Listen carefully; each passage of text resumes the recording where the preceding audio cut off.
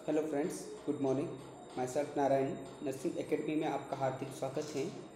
आज मैं आपके सामने लेके आया हूँ MCQ take series for nursing officer part 2। Part 1 upon previous video के अंदर देख चुके हैं। आज अपन देखेंगे पार्ट 2। और अभी तक आप लोगों ने मेरे चैनल को सब्सक्राइब नहीं किया तो सबसे पहले आप सब्सक्राइब कीजिए और बेल आइकन को ज़रूर प्रेस करें ताकि मैं जब भी कोई वीडियो बनाऊँ तुरंत ही आप तक पहुँच पाए। और इसको अधिक से अधिक शेयर कीजिए ताकि जो नए स्टूडेंट है वो भी अपने से जुड़ पाए, और काफ़ी लोग अपने से जुड़ेंगे तो अच्छी से तरह से अपन तैयारी कर सकेंगे।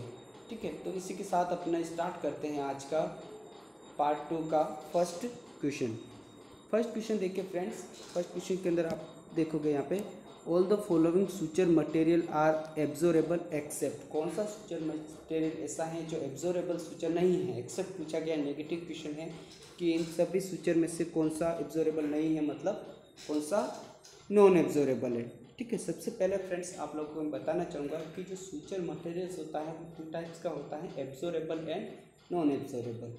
एब्जॉर्बेबल सूचर मटेरियल का मतलब उस सूचर के अंदर ऐसा मटेरियल यूज किया जाता है जिसको कि बॉडी एब्जॉर्ब कर देती है ना। कुछ समय लेता है, 1 मंथ 2 मंथ, कुछ स्पेसिफिक मटेरियल से बना होता है। तो उसके आधार पे क्या होता है कि उनका जो ड्यूरेशन होता है, एब्जॉर्बेशन का ड्यूरेशन होता है, टाइम होता है, वो डिफरेंट होता है, बट वो बॉडी के द्वारा एब्जॉर्ब कर दिया जाता है। जबकि नॉन एब्जॉर्बेबल सूचर का मतलब ये होता है कि वो सूचर मटेरियल ऐसे जो सूचर होता है वो ऐसे मटेरियल से बनता है जो कि बॉडी के द्वारा एब्जॉर्ब नहीं किया जाता है। उनको क्या है, लेटर ऑन उन सूचर्स को रिमूव करना पड़ता है। ठीक है, तो जो अपन सर्जरी के दौरान जो भी इनसाइड सूचरिंग लेते हैं, मोस्ट ऑफ की बात करें, मोस्ट ऑफ जो इनसाइड सूचर लेते हैं वो एब्जॉर्बेबल होते हैं, और आउटसाइड जो सूचरिंग ली जाती है वो कौन से होते हैं, नॉन एब्जॉर्बेबल होते हैं। ठीक है, तो यहाँ आपने इसके अंदर देखते हैं कौन सा एब्जॉर्बेबल है, कौन सा नॉन एब्जॉर्बेबल है। ठीक है, तो सबसे पहला ऑप्शन देखिए आप यहाँ पे पॉलीग्लाइकोलिक। ठीक है, पॉलीग्लाइकोलिक एसिड या फिर इसको वाइक्रिल भी बोलेंगे। ठीक है, ये एक एब्जॉर्बेबल सूचर है। इसके बाद में क्रोनिक कैटगट भी एक एब्जॉर्बेबल सूचर है।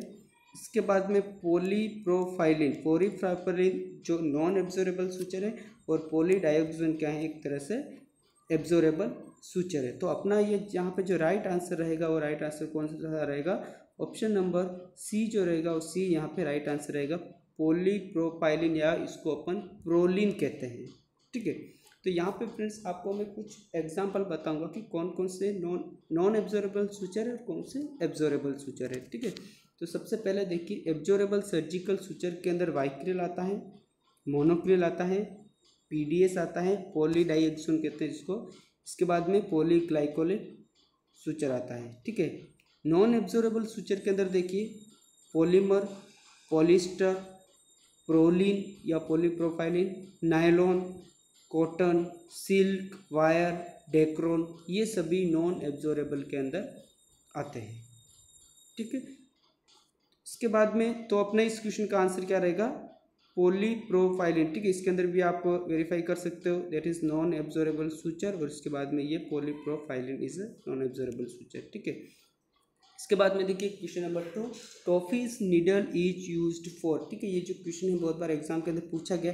टॉफीज नीडल का इमेज देख के भी पूछा गया है कि इसका इमेज बताया गया कि इस का नाम बताइए। ठीक है, इस प्रेडेटस का नाम बताया, तो इस तरह से भी पूछा जाता है। तो ये टॉफीज नीडल होती है वो कि कहाँ पे यूज होती है। ठीक है, सबसे ऑप्शन है, सबसे पहला ऑप्शन देखिए आप, spinal anaesthesia, epidural anaesthesia, local anaesthesia और नर्व ब्लॉक। ठीक है, तो यहाँ पे जो राइट आंसर रहेगा फ्रेंड्स वो रहेगा एपिड्यूरल एनेस्थेशिया। टॉफी जो नीडल होती है वो एपिड्यूरल एनेस्थेशिया के अंदर यूज्ड की जाती है। ठीक है, क्योंकि आगे से थोड़ा सा कर्ड होता है और इस तरह से क्या है कि इसके थ्रू एपिड्यूरल एनेस्थेशिया अपन दे सकते हैं। ठीक है, देखिए यहाँ पे देखिए ये जो इमेज आपके सामने है that is toffees needle. Image based question के अंदर भी आ सकता है, तो इस इमेज को ध्यान से देखिए आप। ये आगे जो यहाँ पे इसका जो पॉइंट होता है वो नीडल जो होता है वो कर्ड होता है। ठीक है, और इसको अपन एपिड्यूरल एनेस्थेशिया के अंदर यूज़ करते हैं। ठीक है, तो अपना जो ये आंसर रहेगा कौन सा रहेगा आंसर, एपिड्यूरल एनेस्थेशिया। ठीक है, अब देखिए क्वेश्चन नंबर 3 देखिए, क्वेश्चन नंबर 3 के अंदर देखिए what is the priority nursing intervention during immediate post operative period. ठीक है, इमीडिएट पोस्ट ऑपरेटिव पीरियड के बारे में पूछा गया है कि जैसे ही सर्जरी कंप्लीट होती है उसके बाद में पोस्ट ऑपरेटिव पीरियड स्टार्ट हो जाता है, तो इमीडिएटली क्या असेस करना है नर्स को। ठीक है, प्रायोरिटी नर्सिंग एक्शन, यहाँ पे जो सारे एक्शन है वो सारे एक्शन किए जाते हैं फ्रेंड्स ऑप्शन के अंदर, लेकिन इनमें से तुरंत ही कौन सा करना है।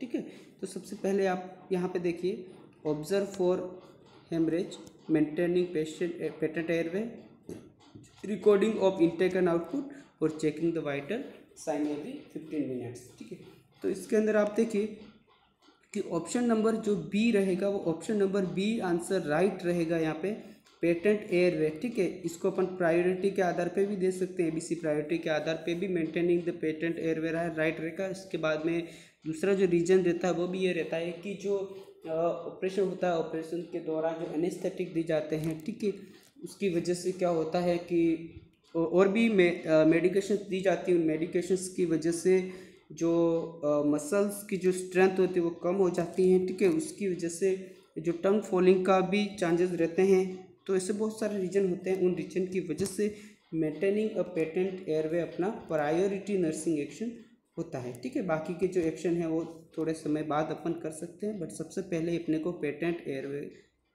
करना है। ठीक है, मेंटेन करना है, ऑक्सीजनेशन करना है। ठीक है, इसके बाद में देखिए question number 4, multiple sclerosis is characterised bye.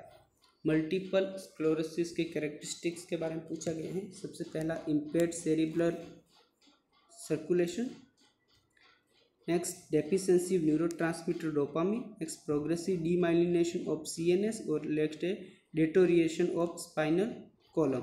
ठीक है, तो यहाँ पे फ्रेंड्स सबसे पहले अपन मल्टीपल स्क्लेरोसिस के बारे में देखेंगे। मल्टीपल स्क्लेरोसिस क्या होता है? मल्टीपल स्क्लेरोसिस एक इन्फ्लामेटरी और डीमाइलिनेटिंग डिजीज है। कौन सी? इन्फ्लामेटरी और डीमाइलिनेटिंग डिजीज है। इसके अंदर क्या होता है कि जो माइलिन शीथ होती है, माइलिन शीथ सीएनएस की, सीएनएस मीन्स यहाँ पे हो गया central nervous system means brain and spinal cord. ठीक है, तो ब्रेन एंड स्पाइनल कॉर्ड के जो न्यूरॉन होते हैं, उन न्यूरॉन के अंदर जो माइलिन शीथ होती है उसका डीमाइलिनेशन स्टार्ट हो जाता है। ठीक है, डीमाइलिनेशन स्टार्ट होता है तो उसकी वजह से क्या होता है कि सारे जो न्यूरोलॉजिकल जो फंक्शंस होते हैं वो न्यूरोलॉजिकल फंक्शन अफेक्टेड होते हैं। ठीक है, और इसके अंदर क्या होता है फ्रेंड्स, माइलिन शीथ का मतलब क्या होता है? माइलिन शीथ जो न्यूरॉन होती है उसके चारों तरफ से कवरिंग होती है जो कि इलेक्ट्रिकल इम्पल्स को पास करने के लिए काम आता है। ठीक है, इसके बाद में अपन बात करेंगे कि जो माइलिन शीथ होती है वो किसके द्वारा बनती है। ठीक है, जो सीएनएस होता है, सेंट्रल नर्वस सिस्टम होता है, उसके अंदर जो ग्लियल सेल होती है उस ग्लियल सेल का नाम है ओलिगोडेंड्रोसाइट। ये भी एग्जाम के अंदर पूछ सकते हैं, ध्यान से सुनना।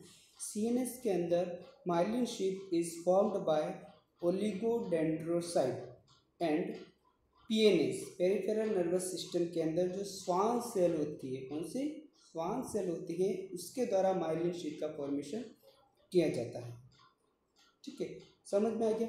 तो यहाँ पे जो ऑप्शन नंबर जो सी रहेगा वो ऑप्शन नंबर सी अपना राइट रहेगा। Progressive demyelination of CNS is called multiple sclerosis. ठीक है, ये ऑटो इम्यून डिजीज की वजह से भी हो सकता है, मोस्ट ऑफ वैसे इन्फ्लामेटरी ऑटो इम्यून डिजीज की वजह से होता है इसमें।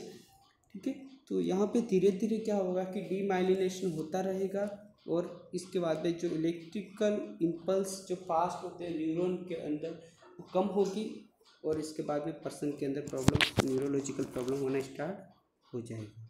ठीक है, तो अपना इस क्वेश्चन के अंदर जो राइट आंसर रहेगा that is progressive demyelination of CNS. ठीक है, ऑप्शन फर्स्ट देखिए, इम्पेयर्ड सेरिब्रल सर्कुलेशन का कोई मतलब नहीं, यहाँ पे डेफिशिएंसी ऑफ न्यूरोट्रांसमीटर डोपामिन का भी नहीं है और स्पाइनल कॉलम का भी कोई मतलब नहीं है। ठीक है, सीधा सा आंसर जाएगा progressive demyelination of CNS.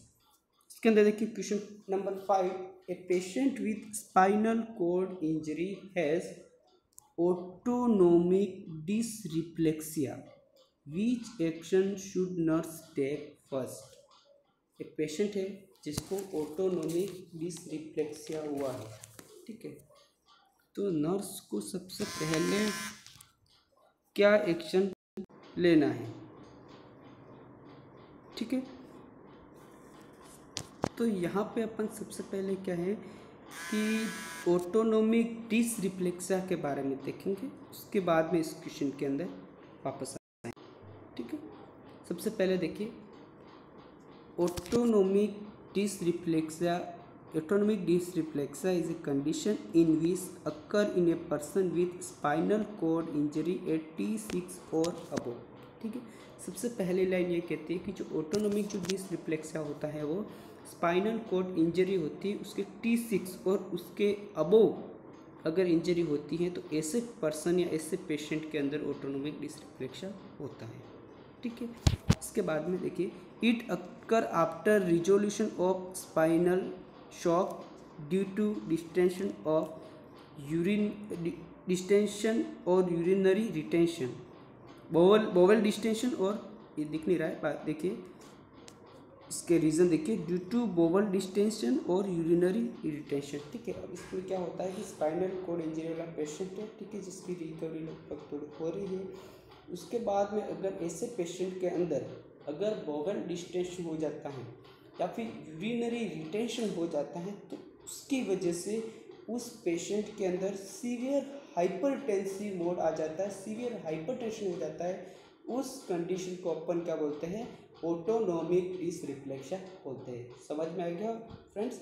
Autonomic, वापस रिपीट कर रहा हूँ, ऑटोनोमिक डिसरिफ्लेक्सिया का मतलब ये होता है कि स्पाइनल कॉर्ड की इंजरी के अंदर जिसमें T6 और अबो लेवल पे इंजरी होती है तो उस पेशेंट के अंदर अगर बोवल डिस्टेंशन और यूरिनरी रिटेंशन होता है तो उसकी वजह से उस पेशेंट के अंदर सीवियर हाइपरटेंसिव कंडीशन आ जाती है, उसी को अपन बोलते हैं ऑटोनोमिक डिसरिफ्लेक्सिया। ठीक है, तो वहाँ पे इमीडिएट नर्सिंग एक्शन कौन सी करने हो, देखिए इमीडिएट नर्सिंग एक्शन आर, सबसे पहले टू इन्फॉर्म्ड फिजिशियन, सबसे पहले अपने को फिजिशियन को इन्फॉर्म्ड करना है। ठीक है, सेकंड जो एक्शन है that is give high Fowler position, ऐसे पेशेंट को कौन सी पोजीशन देनी है, अपने को हाई फावलर पोजीशन देनी है। और इसके बाद में अपने को क्या करना है, remove the stimulus, means catheter blockage हुआ है, ठीक है, तो उसको सही करना है, बोवल डिस्टेंस से रिलेटेड, ठीक है, उसको सही करना है, कोजेस को अपने को सही करना है। ठीक है, तो ये होता है ऑटोनोमिक डिसरिफ्लेक्सिया। ठीक है, इमीडिएट एक्शन समझ में आ गया, inform the physician, give high Fowler position, then remove the stimulus. ठीक है, इसके बाद अपन क्वेश्चन की तरफ आ जाते हैं। क्वेश्चन की तरफ आने से पहले आपको मैं ऑटोनोमिक डिसरिफ्लेक्सिया इमेज के थ्रू समझाना चाहता हूँ, वो भी देख लीजिए। यहाँ पे देखिए ऑटोनोमिक डिसरिफ्लेक्सिया, ठीक है, डिसरिफ्लेक्सिया है ना, जो रिफ्लेक्स का जो रेगुलेशन हो रहा है वो सही तरीके से नहीं हो रहा है, ठीक है, उसको अपन डिसरिफ्लेक्सिया बोलेंगे। यहाँ पे देखिए सबसे पहले 1 नंबर पे देखिए यहाँ पे क्या हो रहा है, इसको हटा देता हूँ, देखिए आराम से, दैट इज ये कैथेटर है, ठीक है, इस कैथेटर के अंदर क्या है, ब्लॉकेज हो गया है। ब्लॉकेज होने की वजह से जो ब्लैडर है वो ब्लैडर का क्या हो गया, यहाँ पे डिस्टेंशन हो गया है। अब ब्लैडर डिस्टेंशन हो गया तो उसकी वजह से क्या होगा कि नर्व इम्पल्स जाएंगे, है ना, नर्व इम्पल्स जाएंगे स्पाइनल कॉर्ड की तरफ कि यहाँ पे ब्लैडर डिस्टेंशन हो गया है। तो यहाँ पे आप देखिए कि ये नर्व इम्पल्स जा रहा है, नर्व इम्पल्स गया है, इम्पल्स T6 पे गया है, ठीक है, T6 तक गया है, T6 के ऊपर तो क्या इंजरी हुई है, ठीक है, T6 तक गया है। इसके बाद में वहाँ पे क्या सिंपैथेटिक स्टिमुलेशन आता है, ठीक है, सिंपैथेटिक न्यूरॉन्स क्या होते हैं, एक्टिवेट हो जाते हैं, ठीक है। अब सिंपैथेटिक न्यूरॉन्स एक्टिवेट होने की वजह से क्या होगा कि जो ब्लड प्रेशर है वो ब्लड प्रेशर क्या होगा, बहुत ही ज़्यादा बढ़ जाएगा। और जब ब्लड प्रेशर बढ़ जाएगा तो ये स्टिमुलेशन कहाँ पे जाएगा, ब्रेन पे जाएगा, ब्रेन वापस स्टिमुलेशन भेजेगा, ठीक है, वापस स्टिमुलेशन भेजेगा brain has it can B rise in blood pressure का भेजेगा। लेकिन क्या होगा कि फाइनली यहाँ पे जो स्पाइनल कॉर्ड है वहाँ पे इंजरी होने की वजह से वहाँ का जो पार्ट होगा वो काम नहीं कर पाएगा, ठीक है। इसकी वजह से क्या होगा कि जो ब्लड वेसल्स होगी वो वैसे की वैसे ही रहेगी, ठीक है, उस पर इतना इफेक्ट नहीं हो पाएगा और इसीलिए क्या हो जाएगा, इसकी वजह से क्या होगा, ब्लड प्रेशर बहुत ही ज़्यादा हो जाएगा, ठीक है, और इंस्टेंट ब्लड प्रेशर वहाँ पे रहेगा। तो इसको अपन बोलते हैं ऑटोनोमिक डिसरिफ्लेक्सिया, ठीक है। इसके बाद में देखिए हाँ, इसी क्वेश्चन को देख रहे थे। Immediate nursing action, option number first, call the physician, place the client in reverse Trendelenburg position, ठीक है। पोजीशन तो यहाँ पे रिवर्स टेंडरबर्ग नहीं देनी है अपने को, है ना, हाई फॉलो पोजीशन देनी है, सीडेटिव्स नहीं देना है, ठीक है। Check the client for faecal infection, faecal infection का भी कोई रोल, फीकल इन्फेक्शन का कोई रोल नहीं है यहाँ पे, ठीक है, क्योंकि इमीडिएट नर्सिंग एक्शन देखना है अपने को। तो इमीडिएट जो नर्सिंग एक्शन रहेगा वो कौन सा रहेगा, कॉल द फिजिशियन, ठीक है। यहाँ पे देखिए immediate nursing action to inform the physician, तो यहाँ पे जो राइट आंसर रहेगा वो क्या रहेगा, call the physician, option number 1 right रहेगा, ठीक है। इसके बाद में देखिए क्वेश्चन नंबर 6, तो following device is used in cervical spinal cord injury, cervical spinal cord injury के अंदर कौन सी डिवाइस को यूज्ड किया जाता है, ठीक है। सबसे पहला हेलोवेस्ट, इसके बाद में मिलवॉक, इसके बाद में बग्स एक्सटेंशन ट्रैक्शन, इसके बाद में इलीजेरो डिवाइस, ठीक है।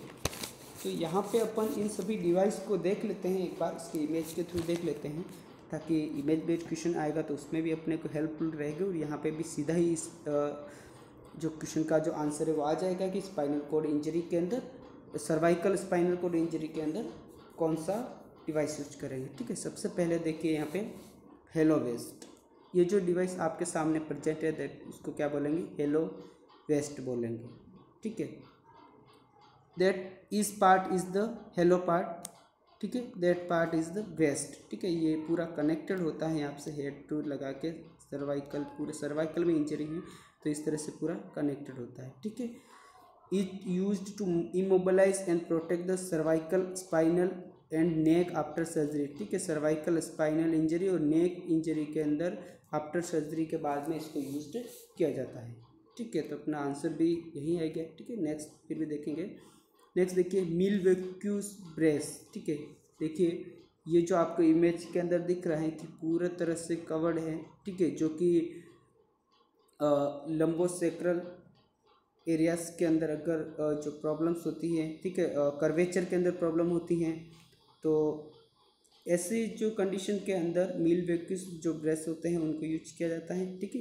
It is also known as cervicothoracolumbosacral orthosis और CTLO back brace used in treatment of spinal curvature, नहीं, it is used in the treatment of spinal curvature in the children, ठीक है। Spinal जो curvature होता है curvature से नहीं होता है तो उसको सही करने के लिए भी ये मेनली यूज किया जाता है, ठीक है। तो ये तो दोनों अपन ने देख लिए दोनों ऑप्शन। इसके बाद में जो बग्स एक्सटेंशन ट्रैक्शन, ये तो आप जानते ही हो कि, ठीक है, ये temporary type of light weighted traction होता है जो कि डिस्टल एंड ऑफ फ्रैक्चर होता है ना, लोअर लिम्ब के अंदर डिस्टल एंड में फ्रैक्चर होता है तो वहाँ पे यूज किया जाता है मेनली ऑर्थोपेडिक के अंदर। उसके बाद में जो इलीजेरो डिवाइस होता है, इलीजेरो डिवाइस क्या होता है वो बताता हूँ मैं आपको। ये एक एक्सटर्नल फिक्सेशन है, ठीक है। ऑर्थोपेडिक के अंदर क्या होता है कि एक्सटर्नल फिक्सेशन, इंटरनल फिक्सेशन, इस तरह से फिक्सेशन होते हैं। इंटरनल फिक्सेशन के अंदर प्लेटिंग नेलिंग ऐसे करते हैं, ठीक है।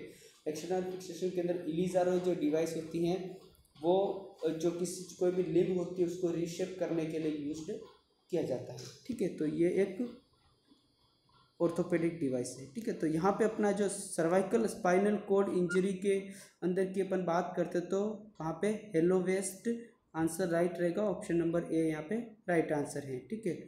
इसके बाद देखिए question number 7, the position to be maintain for a patient with increased ICP बढ़ जाता है तो कौन सी पोजीशन यूज करते हैं, ठीक है। सबसे पहले देखिए Fowler position, Trendelenburg position, side light और इसके बाद में सुपाइन पोजीशन, ठीक है।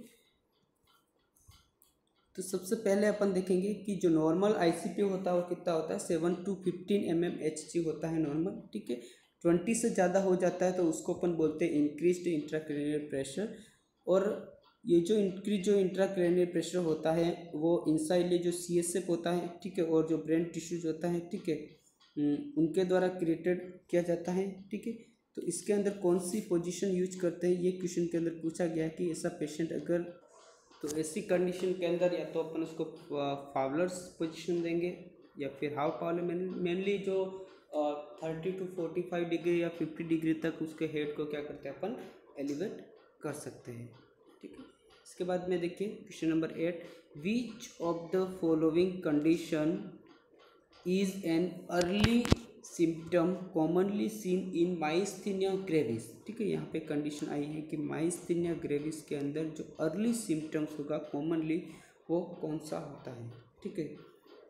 माइस्थीनिया ग्रेविस के बारे में थोड़ा सा बताऊंगा, सुन लेना।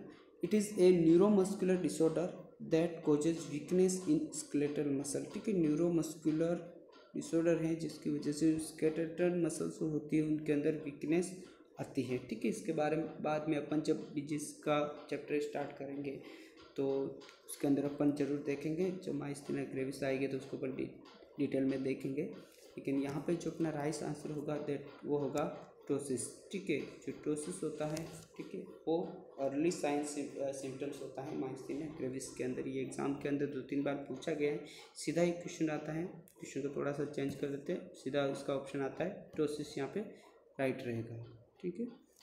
इसके अंदर देखिए question number 9, BCG vaccine once constituted should be used within, ठीक है। जो BCG का जो वैक्सीन होता है उसको एक बार कॉन्स्टिट्यूटेड कर दिया तो इसके बाद में कितने समय तक उसको यूज करते हैं या कितने समय के अंदर अंदर उसको यूज करना है, ठीक है। तो यहाँ पे जो राइट आंसर रहेगा, राइट आंसर कौन सा रहेगा, 6 आवर रहेगा। वैसे भी तो अपन किसी मेडिसिन को एक बार कॉन्स्टिट्यूट करते हैं तो उसको जब डे ख़त्म हो जाता है तो उस day end of the day पे उसको डिस्कार्ड करते हैं। लेकिन यहाँ पे जो BCG की अगर बात करते तो 6 आवर्स तक ही अपने को यूज्ड करना है, ठीक है। ये भी क्वेश्चन पूछा गया एग्जाम के अंदर। तो यहाँ पे देखिए जो BCG, मीजल्स और येलो फीवर वैक्सीन, ठीक है, 3 वैक्सीन की बात करें यहाँ पे, BCG, मीजल्स और येलो फीवर के जो वैक्सीन होते हैं उनको 6 आवर्स ऑफ रिकॉन्स्टिट्यूशन के बाद में उसको क्या करना है, डिस्कार्डेड करना है, ठीक है। इसके बाद में अपन अगर बात करते हैं डाइल्यूट फॉर BCG, ये बहुत ही इंपॉर्टेंट क्वेश्चन है, इन क्वेश्चन के अंदर भी क्वेश्चन निकल रहा है। Dilute for BCG is normal saline, ठीक है। इसके बाद में मीजल्स के लिए जो डाइल्यूट होता है दैट इज स्टेराइल वाटर, और येलो फीवर वैक्सीन के लिए जो डाइल्यूट होता है दैट इज नॉर्मल सेलाइन, ठीक है। तो यहाँ पे क्या है, BCG, मीजल्स और येलो फीवर के जो वैक्सीन होते हैं उनको विदिन 6 आवर के अंदर यूज करना है। इसके बाद में BCG डाइल्यूट करने के लिए नॉर्मल सेलाइन यूज करना है, मीजल्स के लिए स्टेराइल वाटर यूज करना है, और येलो फीवर के लिए क्या करना है, अपने को नॉर्मल सेलाइन यूज करना है, ठीक है। तो अपना राइट आंसर क्या रहेगा, ऑप्शन नंबर डी अपना राइट आंसर रहेगा, ठीक है। यहाँ पे देखिए question number 10, pulse polio is ए, ठीक है। अगर इस क्वेश्चन को नहीं पढ़ रखा होता है तो मोस्ट ऑफ फर्स्ट बार में गलत हो ही जाता है, क्योंकि अपन क्या करते हैं, पल्स पोलियो प्रोग्राम बोलते हैं, सीधा आंसर अपन प्रोग्राम पे चले जाते हैं, लेकिन प्रोग्राम नहीं है, ठीक है। Pulse polio is a comparison, ये कंपेरिजन है जो कि गवर्नमेंट के द्वारा स्टार्ट किया गया था, ठीक है। जिसके अंदर क्या है कि जो पोलियो की जो दवा है वो सभी लोगों को पिलानी है, जो 5 साल से कम एज के हैं उन सभी को देना है, ठीक है। तो pulse polio is a comparison not a programme. तो राइट आंसर यहाँ पे क्या रहेगा, ऑप्शन नंबर बी रहेगा, ठीक है। थोड़ा सा देख लीजिए इसके अंदर, pulse polio immunisation is largest public health comparison और country against the eradication of, ठीक है। पोलियो को खत्म करने के लिए, उसको इरेडिकेट करने के लिए ये एक लार्ज कंपेरिजन है, ठीक है। इसके बाद में इसका जो ये भी क्वेश्चन आ चुका है, first round of pulse polio immunisation conducted on 9 December 1995 और इसके बाद में 20 जनवरी 1996, ठीक है। तो first round of pulse polio immunisation कब कंडक्ट किया गया था? 9 अक्टूबर 1995 के अंदर। और इसके बाद में 20 जनवरी 1996, 6 वीक लेटर। ठीक है, तो ये भी क्वेश्चन आ सकता है कि first round of pulse polio immunisation कब स्टार्ट हुआ। ठीक है, और फर्स्ट क्वेश्चन कौन सा बनेगा कि ये क्या है? ठीक है, comparison, it is A comparison. ठीक है, तो ऑप्शन नंबर बी जो रहेगा वो बी क्या रहेगा यहाँ पे राइट आंसर रहेगा। इसके बाद में देखिए question number 11, which vaccine should not be administered to child with history of anaphylactic reaction to neomycin. ठीक है, कौन सा ऐसा वैक्सीन है जो कि बच्चों के अंदर यूज़ नहीं करना है जिनको अगर एनाफाइलेटिक रिएक्शंस हो रहे हैं तो। ठीक है, तो यहाँ पे आंसर राइट रहेगा आईपीवी। आईपीवी जो वैक्सीन होता है वो उसके अंदर नियोमाइसिन होता है, इसीलिए ऐसे बच्चे जिनको एनाफाइलेटिक रिएक्शन होती है नियोमाइसिन से उनको यूज्ड नहीं करना है। ठीक है, उन बच्चों में नहीं लगाना है। नेक्स्ट देखिए, इसके अंदर देख लीजिए लिखने के लिए, IPV should not be administered to child with history of anaphylactic reaction to neomycin because it contain the neomycin. ठीक है, इसके बाद में देखिए question number 12, in following which vaccine is given to a pregnant lady. Pregnant lady को कौन सा vaccine अपन दे सकते हैं? ठीक है, सबसे पहली बात है जो लाइव वैक्सीन होते हैं वो लाइव वैक्सीन अपन प्रेग्नेंट लेडी को नहीं दे सकते हैं। ठीक है, प्रेग्नेंट लेडी को अपन इन सभी ऑप्शन में से जो टिटनस होता है वो टिटनस क्या होता है उसको दे सकते हैं। टिटनस क्या है? टॉक्सोइड है। ठीक है, तो अपन थोड़ा सा डिस्क्रिप्शन देखेंगे यहाँ पे कि टिटनस कब कब दिया जाता है। सबसे पहले देखिए यहाँ पे इसकी हेडिंग देखिए, immunisation of pregnant female by tetanus. ठीक है, फर्स्ट डोज, इसको डोज के अंदर डिवाइड कर दिया गया है, first dose and second dose. ठीक है, फर्स्ट डोज 0.5 ml देना है, IM रूट से देना। कब देना है? 16 to 24 वीक ऑफ प्रेगनेंसी पे देना है और as soon as pregnancy recognise. ठीक है, जैसे प्रेगनेंसी रिकॉग्नाइज होती है तो 16 to 24 वीक्स के आसपास अपने को देना है। ठीक है, इसके बाद में जो सेकंड जो डोज है वो अपने को 24 वीक्स से 30 वीक्स के अंदर देना है। ठीक है, इसके बाद में क्या बात ध्यान रखनी है कि जो फर्स्ट डोज और सेकंड डोज जो दे रहे हैं उनके बीच में 1 मंथ का मिनिमम इंटरवल होना चाहिए। ठीक है, फर्स्ट मंथ या फिर सेकंड मंथ पे दिया है तो नेक्स्ट एक 1 मंथ का अपन गैप रखेंगे, उसके बाद में सेकंड डोज अपने को देना है। ठीक है, इसके बाद में next, avoid live virus vaccine during pregnancy. During pregnancy जो लाइव वायरस वैक्सीन होता है उनको अपने को नहीं देना। ठीक है, क्योंकि वो फिर बच्चे के अंदर एबनॉर्मेलिटीज क्रिएट कर सकते हैं। ठीक है, समझ में आ गया? इस तरह से अपने को टिटनस देना है। ठीक, तो यहाँ पे जो राइट आंसर रहेगा कौन सा रहेगा? Option number C, that is tetanus. अब देखिए question number 3, McDonald suturing is done in. जो मैकडोनल्ड जो सुचरिंग होती है वो किस में डन, कौन से टाइप के एबॉर्शन के अंदर किए जाते हैं?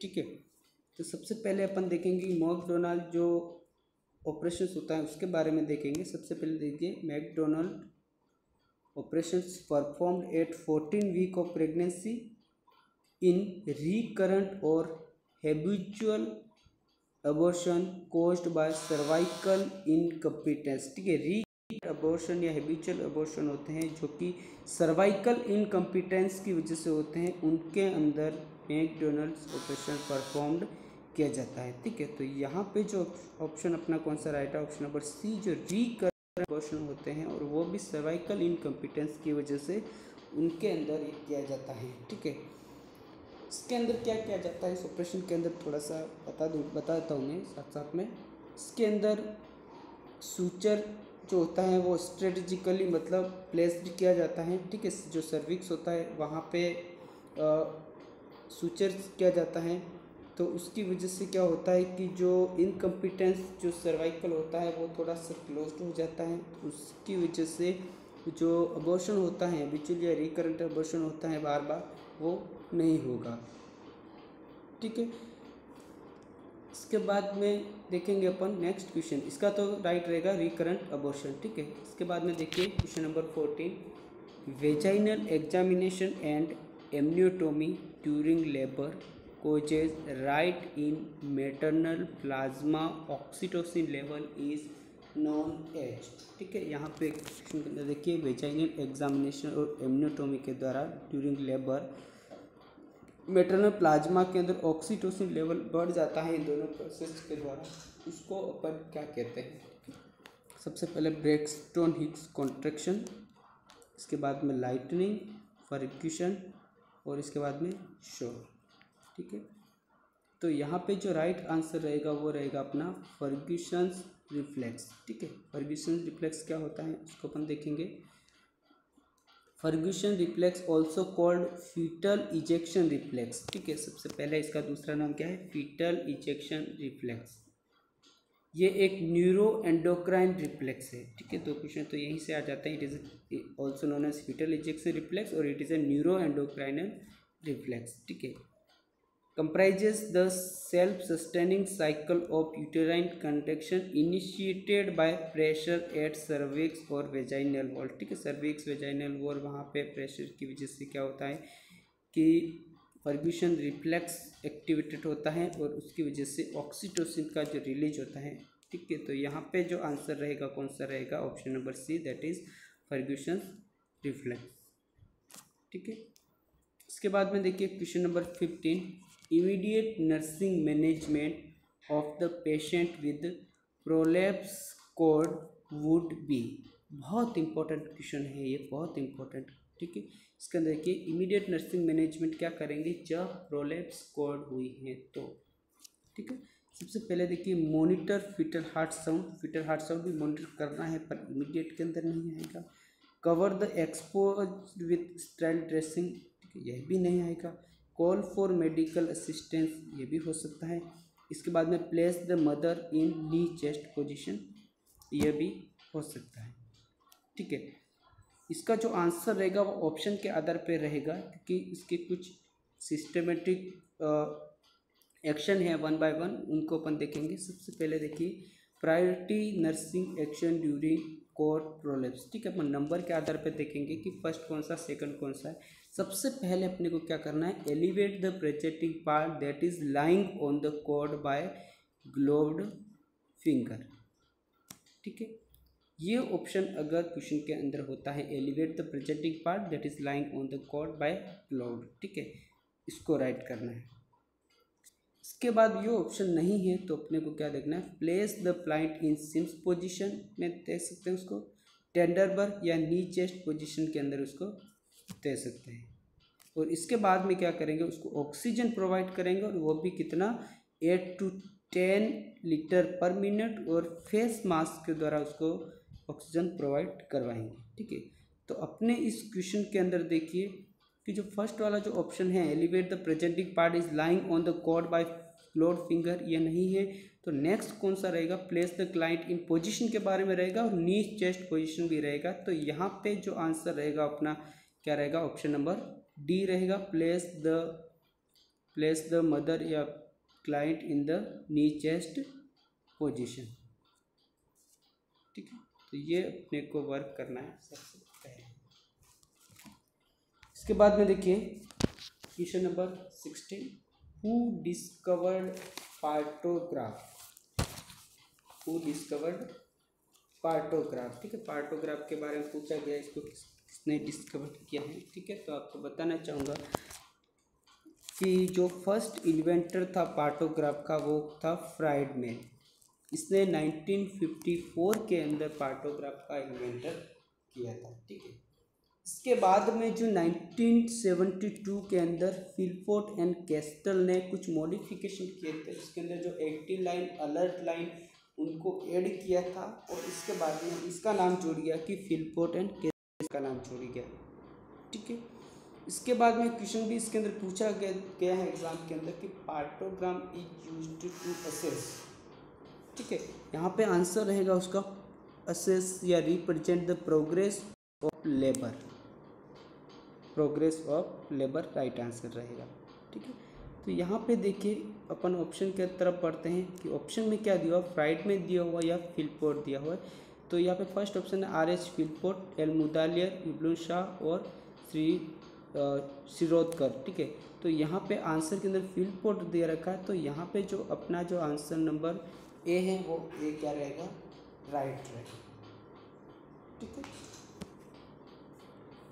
इसके बाद में देखिए क्वेश्चन नंबर 17 के अंदर loss of personal identity and wandering away from psychiatric hospital is referred as, loss of personal identity और wandering away from psychiatric hospital, उसको अपन क्या बोलेंगे। इसके अंदर देखिए option fugue, split personality, possessive state और ट्रांस स्टेट, ठीक है। इनके बारे में अपन देखेंगे। सबसे पहले फ्यूग के बारे में देखते हैं। फ्यूग का मतलब क्या होता है, फ्यूग का मतलब यही होता है कि ये वन और मोर एपिसोडिक एमनेशिया होता है, ठीक है, जिसकी वजह से जो पर्सन होता है वो enable to recall some past incidents, और इसी के साथ साथ क्या होता है कि it is formation of a new identity, ठीक है। इसके बाद में वो unexpected purposeful travels away from the homes, इस तरह से मतलब उसकी एक्टिविटी रहती है, उसको अपन फ्यूग कहते हैं, ठीक है। तो यहाँ पे राइट आंसर भी यही रहेगा, फ्यूग ही रहेगा, ठीक है। इसके बाद में स्प्लिट पर्सनालिटी का मतलब क्या होता है कि इसके अंदर टू और मोर डिस्टिंक्ट पर्सनालिटी होती है, ठीक है। एक पर्सनालिटी चेंज हो जाती है, फिर दूसरी पर्सनालिटी में चले जाते हैं अलग से, तो उसको अपन स्प्लिट पर्सनालिटी कहेंगे, ठीक है। इसके बाद में पजेसिव स्टेट मतलब कोई सी भी चीज़ होती है खुद का मानना, ठीक है, उसका अधिकार करना, ये अपना ही है, इस तरह की जो स्टेट होती है बहुत ज़्यादा तरीके से, तो उसको अपन बोलते हैं पजेसिव स्टेट, ठीक है। इसके बाद में ट्रांस स्टेट का मतलब क्या होता है कि जैसे वो समाधि वाली जो स्टेज होती है, ठीक है, इसके अंदर जो एक्सटर्नल जो स्टिमुलस होता है उसका कोई इतना फर्क नहीं पड़ता है, अनरिस्पॉन्सिव हो जाता है पर्सन, ठीक है, इंटरनली ही रहता है, ठीक है, इंटरनली रहता है, उसको सेल्फ अवेयर भी नहीं होता है, कुछ भी पता नहीं रहता है, ऐसी स्टेट को अपन ट्रांस स्टेट बोलते हैं, ठीक है। तो यहाँ पे जो लॉस ऑफ पर्सनल आइडेंटिटी और wandering from the psychiatric hospital या फिर अवे फ्रॉम द होम रहेगा, वो कौन सा रहेगा, फ्यूग स्टेट रहेगी, ठीक है। तो ऑप्शन नंबर ए यहाँ पे राइट रहेगा। इसके अंदर इसके बाद देखिए the stage which keeps an individual physically alert to face the danger arising out the stress is termed as, ठीक है। यहाँ पे क्या होता है कि ये जो जनरल अडेप्टेशन सिंड्रोम से होता है उसके बारे में पूछा गया है कि ये कौन सी स्टेज है जिसके अंदर जिसके अंदर जो इंडिविजुअल होता है वो फिजिकली अलर्ट हो जाता है और जो भी सिचुएशंस होती हैं उसको फेस करने के लिए रहता है, ठीक है। तो उसको अपन कौन सा बोलेंगे। इसके अंदर फर्स्ट देखिए adjustment stage, stage of resistance, exhaustion और इसके बाद में अलार्म स्टेज। तो सबसे पहले मैं बताना चाहूँगा कि जो जनरल एडेप्टेशन सिंड्रोम होता है उसके अंदर क्या होता है, 3 स्टेजेस होती है, ठीक है। जब भी किसी पर्सन का डायरेक्ट से स्ट्रेस आ जाता है तो वो किस किस तरह से होके गुजरता है उसके बारे में बताया गया। सबसे पहले देखिए अलार्म रिएक्शन। अलार्म रिएक्शन मतलब जो पर्सन होता है जो स्ट्रेसफुल इंसिडेंट्स आया है उसके लिए क्या कहता है, तैयार होता है, उसको फेस करने के लिए तैयार होता है, ठीक है, उसको अपन बोलते हैं अलार्म रिएक्शंस, ठीक है। इसके बाद में जो रेजिस्टेंस रिएक्शन होता है उसके अंदर बहुत सारे चेंजेस होते हैं, ठीक है, वो स्ट्रेस के साथ में कोप करना स्टार्ट कर लेता है, ठीक है, उसको अपन बोलेंगे रेजिस्टेंस स्टेज। उसके बाद एग्जॉस्टन स्टेज मतलब लॉन्ग समय तक जब स्ट्रेस होता है तो एग्जॉस्ट हो जाता है पर्सन उस स्ट्रेस से पूरी तरह से, उसको अपन एग्जॉस्टन स्टेज बोलेंगे। तो यहाँ पे जो राइट आंसर रहेगा वो कौन सा रहेगा, अलार्म रिएक्शन, ठीक है। जब अचानक से स्ट्रेस आता है फिजिकली अलर्ट हो जाता है, उस सिचुएशन को फेस करने की कोशिश करता है, तो उसको अपन क्या बोलेंगे, अलार्म रिएक्शंस कहेंगे, ठीक है। ऑप्शन नंबर डी यहाँ पे राइट रहेगा। इसके बाद देख लीजिए, general adaptation syndrome is described by Hans Selye. ठीक है, ये भी क्वेश्चन आ सकता है कि ये किसके द्वारा दिया गया, Hans Selye. Total organ non specific response to stress, ठीक है, जो स्ट्रेस से रेस्पॉन्स है उसके बारे में। और इसके अंदर 3 स्टेज होती है, अलार्म, रेजिस्टेंस या अडेप्टिव या फिर एग्जॉस्ट स्टेज। ठीक है, इसके बाद में देखिए question number 19, a client in pre term labour, a client in pre term labour, ठीक है दिख नहीं रहा है, a client in pre term labour who is dilated to 4 mm, ठीक है 4 mm सर्वाइकल डायलेशन स्टार्टेड और मैग्नीशियम सल्फेट, ठीक है मैग्नीशियम सल्फेट स्टार्ट किया है, 4 सेमी सर्वाइकल डायलेटेशन है। इसके बाद में प्री टर्म लेबर है, ठीक है। इसके बाद में contraction has stopped, contraction stop हो गए हैं। If clients labour can inhibited for next 48 hours the nurse anticipate to prescribed for which of the following medicine, ठीक है। सबसे पहले क्वेश्चन को समझ लेती ध्यान से। एक प्री टर्म लेबर है और उसका सर्वाइकल डायलेशन भी पूरा नहीं हुआ है, ठीक है। उसके अंदर जो मैग्नीशियम सल्फेट है वो स्टार्ट किए हैं, कॉन्ट्रैक्शन रुक गए हैं। तो ऐसी कंडीशन और जो प्रेगनेंसी है वो 48 आवर्स के लिए इनिबिट की गई है, तो उस कंडीशन में कौन सी मेडिकेशन प्रेस्क्राइब की जाएगी, ठीक है। तो यहाँ पे देखिए ऑप्शन नंबर 1 देखिए, नेलब्यूफिन, बेटामिथाजोन, RH इम्यूनोग्लोबिन और डिनोप्रोस्ट वेजाइनल इंसर्ट, ठीक है। तो इसके अंदर आप देखिए कि यहाँ पे जो ऑप्शन नंबर बी रहेगा वो बी रहेगा, बेटामिथाजोन सही रहेगा, ठीक है। इसका अपन डिस्क्रिप्शन रहेंगे देखेंगे। देखिए जो बेटामिथाजोन होता है वो ग्लूकोकॉर्टिकॉइड होता है, ठीक है। और ये क्यों दिया जाता है, क्योंकि it increase the production of surfactant to stimulate lungs maturation, ठीक है। जो प्री टर्म्स लेबर होता है उसमें जो फिटल होता है उसके अंदर जो सर्फेक्टेंट का जो प्रोडक्शन होता है सही तरह से नहीं होता है, बर्थ एस्पेक्ट से होने के चांसेस रहते हैं, ठीक है। तो इसीलिए क्या होता है कि जो प्रीटर्म्स लेबर होता है उसमें बेटामिथाजोन का इंजेक्शन दिया जाता है, ठीक है।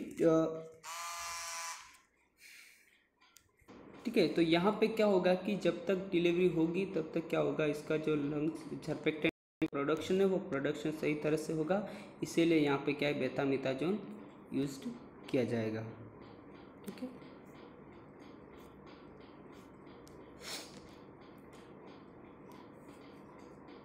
इसके बाद में अपन देखेंगे question number 20, methyl ergonovine is prescribed for a woman to treat PPH before administration of medication, what is the priority assessment, ठीक है। मिथाइल एर्गोमेट्रिन जो होती हैं उसको दिया जा रहा है, PPH के अंदर मेनली यूज करते हैं ये। तो उसको देने से पहले अपने को कौन सा प्रायोरिटी असेसमेंट करना है, सबसे पहला है यूटेराइन टोन, इसके बाद में ब्लड प्रेशर, इसके बाद में अमाउंट ऑफ लोकिया और इसके बाद में डीप टेंडर रिफ्लेक्स। तो जो मिथाइल एर्गोमेट्रिन होता है वो क्या करता है, स्लाइटली ब्लड प्रेशर को बढ़ा देता है, तो इसीलिए यहाँ पे क्या करना है अपने को, ब्लड प्रेशर को चेक करना है। तो यहाँ पे जो ऑप्शन नंबर जो बी रहेगा वो ऑप्शन नंबर बी राइट रहेगा, ब्लड प्रेशर, ठीक है। तो यहाँ पे जो ऑप्शन नंबर बी है वो ऑप्शन नंबर बी राइट रहेगा क्वेश्चन नंबर 20 के अंदर, ठीक है। क्योंकि ये क्या करता है कि जो PPH होता है, PPH को रोकने के लिए कंटिन्यूस यूट्राइन कॉन्ट्रैक्शन करवाता है, तो उसकी वजह से ब्लड प्रेशर ज़्यादा होने के चांसेस रहता है। तो सबसे पहले अपने को ब्लड प्रेशर असेस करना है, उसके बाद में ये मेडिकेशन देनी है, ठीक है। इसके बाद में देखिए question number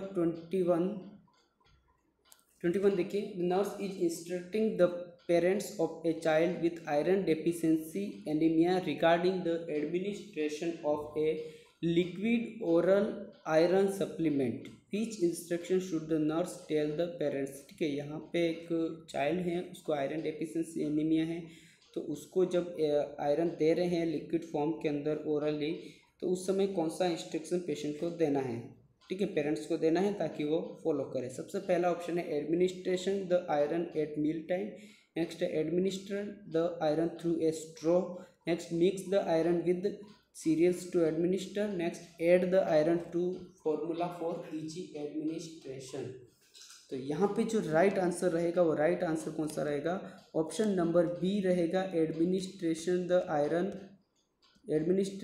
iron through a straw. ठीक है, आयरन को स्ट्रो द्वारा देना है, क्योंकि जो टीथ होते हैं वो टीथ के वहाँ पे स्ट्रेन हो सकता है। ठीक है, तो इसके कुछ पॉइंट्स हैं जिन पॉइंट्स का अपने को ध्यान रखना चाहिए जब अपन आयरन सप्लीमेंट देते हैं, तो उनके बारे में अपन देखेंगे। सबसे पहला पॉइंट है कि जो आयरन ओरली आयरन दे रहे हैं तो हमें अपने को हमेशा से स्ट्रॉ यूज करना है। ठीक है, क्योंकि इसको स्ट्रेन कर सकता है। इसके बाद में जो आयरन जो एडमिनिस्ट्रेट करता है वो बिटवीन द मील्स करना है। ठीक है, बिटवीन द मील्स करना है, मील के जस्ट बाद में नहीं करना है, क्योंकि जो एसिडिक इन्वायरमेंट होता है वो इसके एब्जॉर्ब को और अच्छा कर देता है, इसीलिए।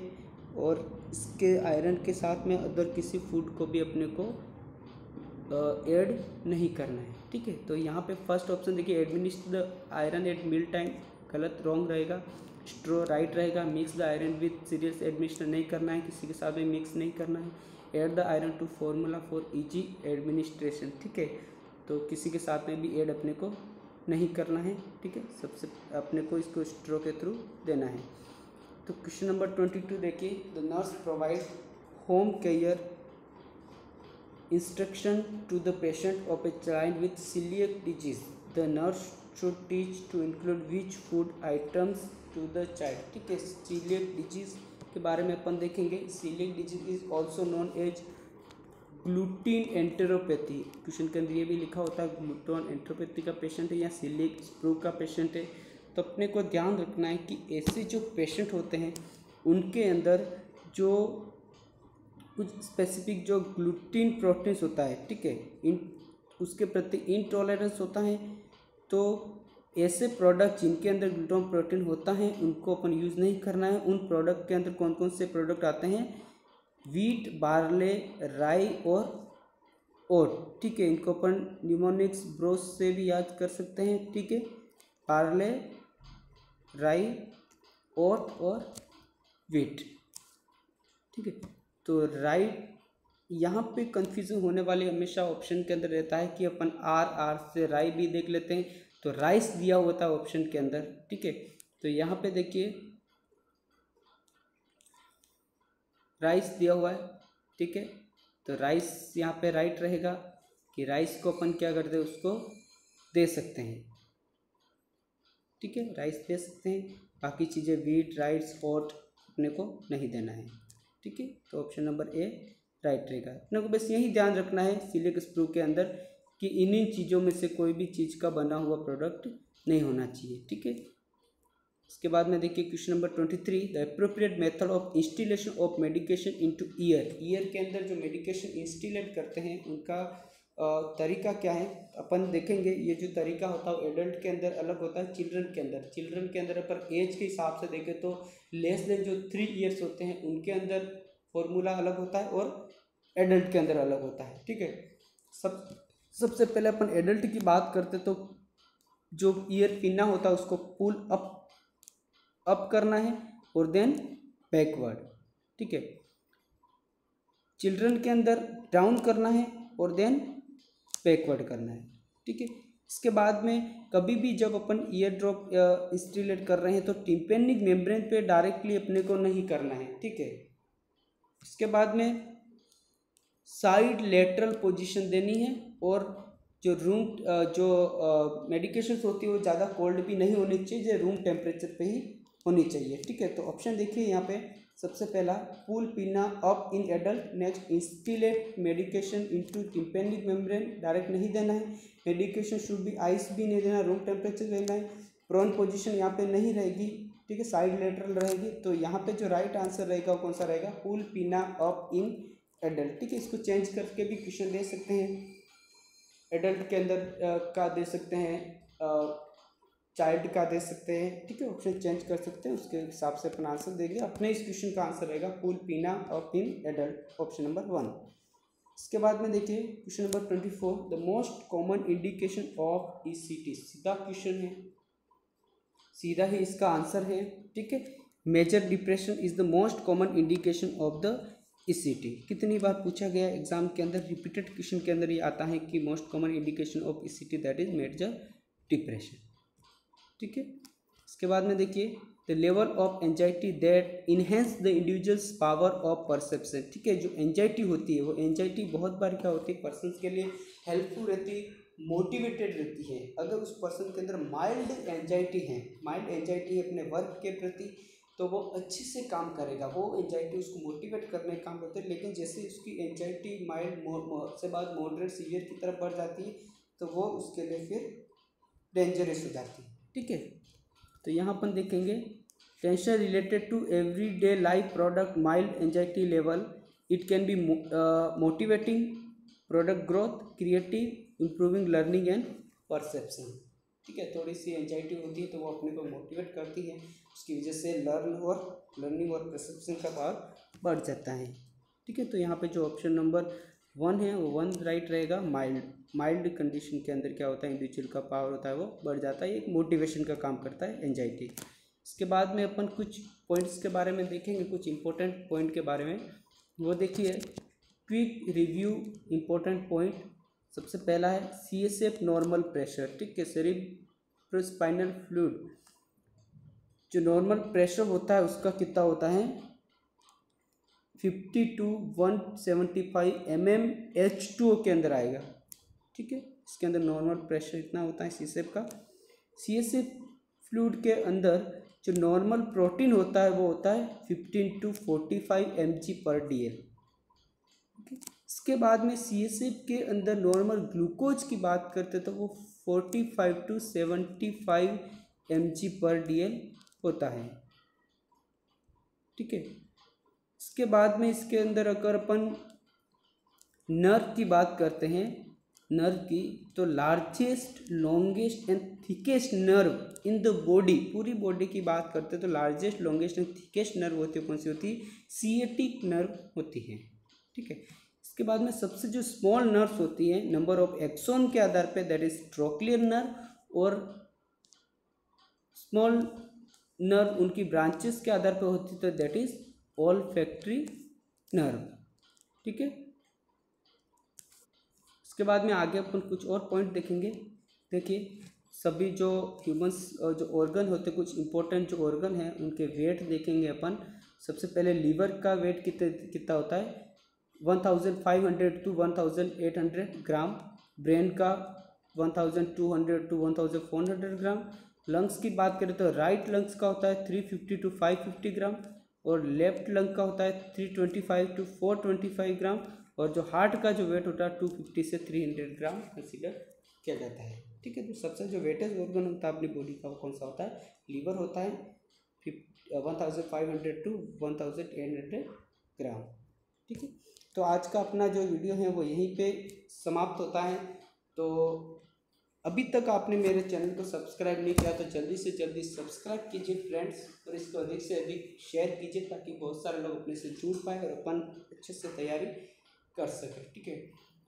पार्ट 2 के बाद में पार्ट 3 आपको बहुत ही जल्दी अपलोड किया जाएगा, नेक्स्ट वीक तक अपलोड करेंगे अपन। तो अभी तक आपको मेरा वीडियो कैसा लगा आप ज़रूर बताइए कमेंट करके मुझे। अगर आपको इसमें सजेशन देना चाहते हैं, कुछ मॉडिफिकेशन करना चाहते हैं तो भी आप मुझे ज़रूर बताइए ताकि मैं उसको आपके अकॉर्डिंग चेंज कर पाऊँ, ठीक है। बहुत बहुत धन्यवाद और आपको बहुत ही शुभकामनाएं कि आप अच्छे से पढ़ाई करो और बहुत ही जल्दी आप सिलेक्शन पाओ। Thank you everybody.